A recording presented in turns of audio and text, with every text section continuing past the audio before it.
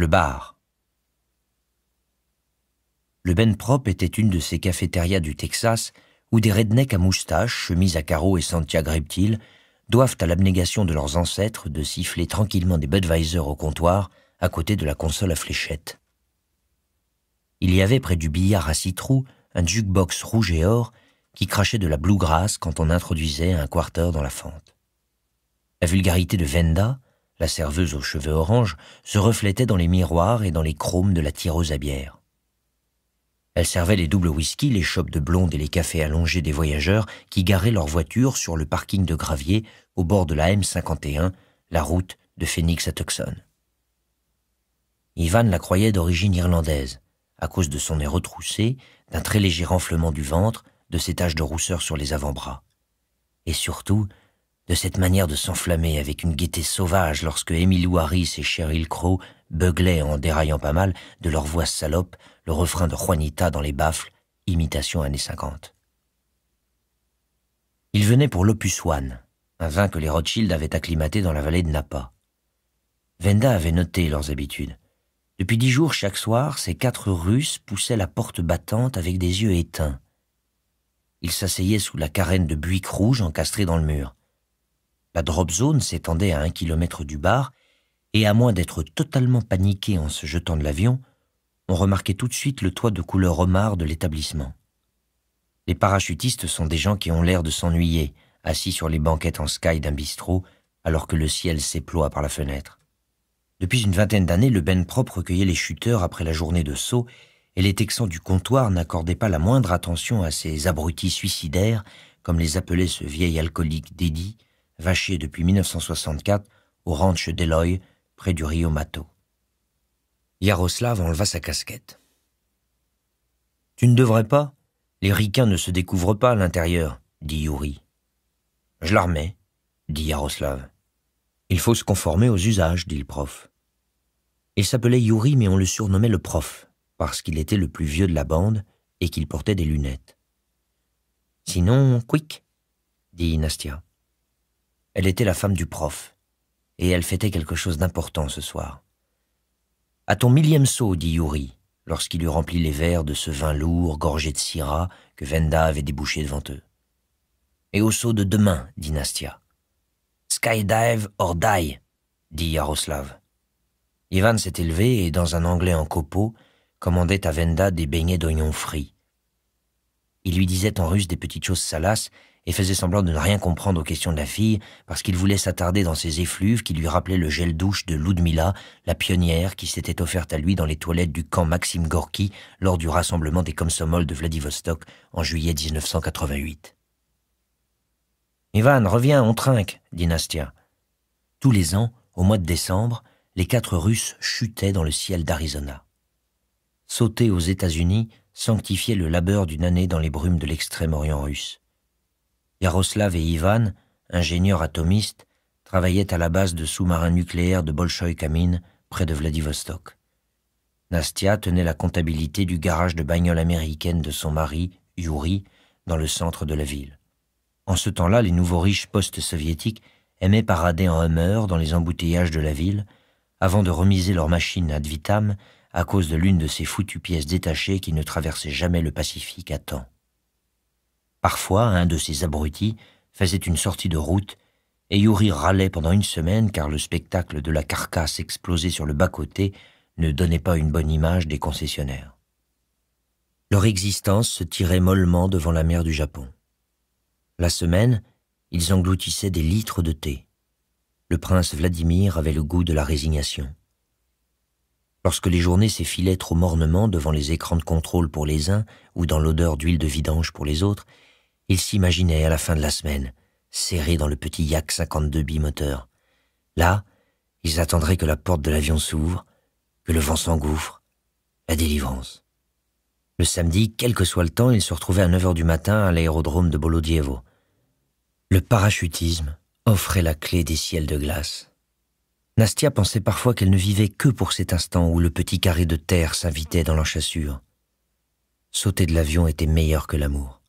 On ne montait pas au ciel, on en tombait. « Tout de même, ça fait bizarre de garder sa casquette, » dit Yaroslav. On s'habitue aux trucs bizarres, dit Nastia. L'année dernière, on est allé en Malaisie avec Yuri, et j'ai porté le voile. Le premier jour, j'ai trouvé que c'était à vomir. Le lendemain, j'avais oublié.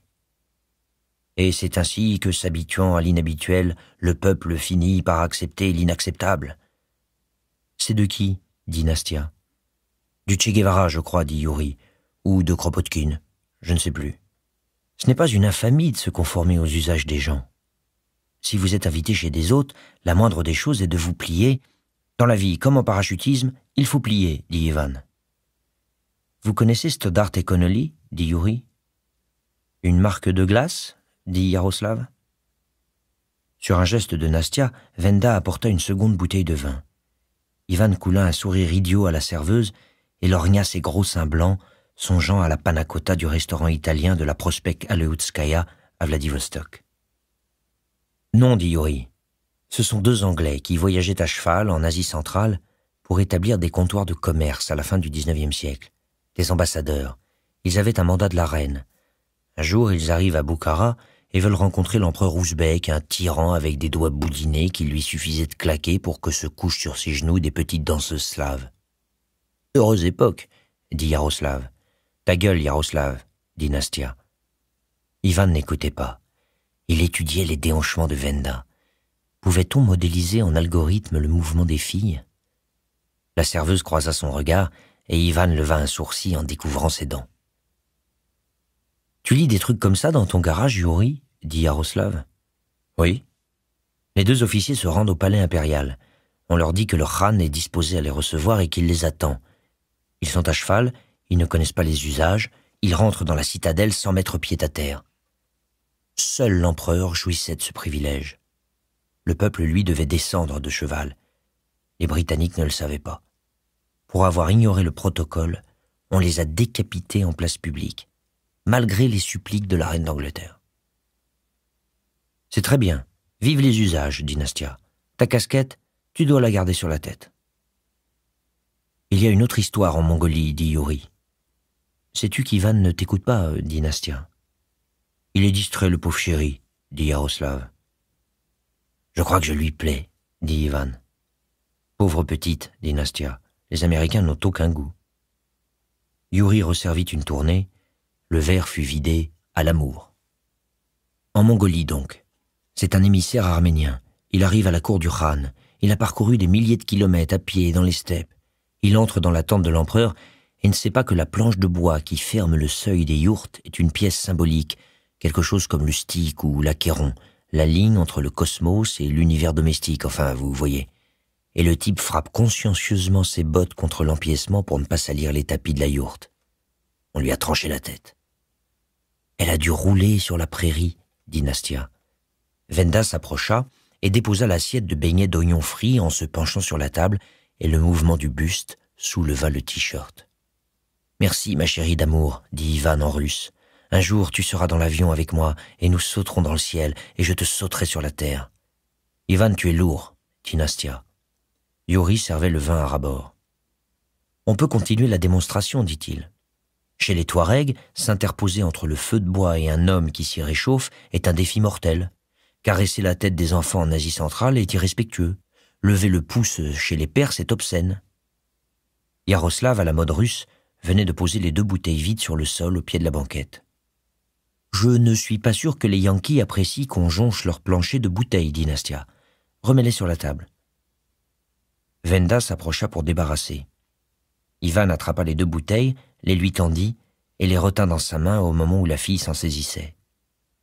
Ce fut alors que l'un des sudistes, accoudé au zinc, devant son litre de Budweiser, déplia sa carcasse de 192 cm, s'approcha de la tablée russe en martelant le plancher de ses Santiago en python et, un poing sur la table, une main autour de la taille de Venda, siffla à voix basse, dans un russe parfait où perçaient insensiblement les chuintantes de la Sunbelt. « Les bouteilles par terre, vous pouvez y aller. Mes grands-parents étaient de pauvres demeurés moujiks immigrés.